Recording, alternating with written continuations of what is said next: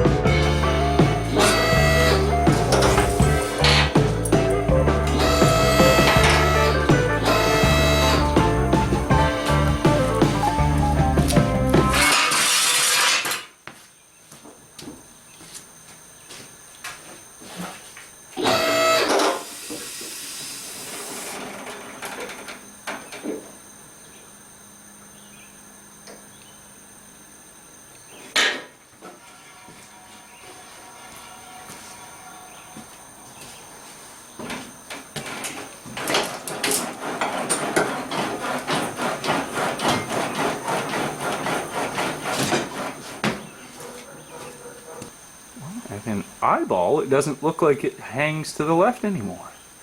Let's measure it and find out.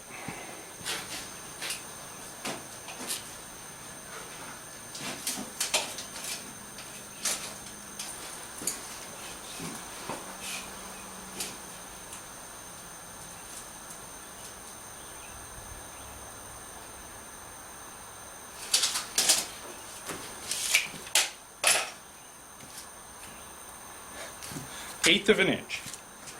It heels over to the driver's side an eighth of an inch. At eyeball, it actually looks maybe like it has a little more, but it also, the left side of the bumper is bent up, which actually gives it a tropical delusion that it hangs to the left. And the body's also not bolted down at the back. But I think it's good. And we're going to put some bump stops in it set up for where it is, and probably run it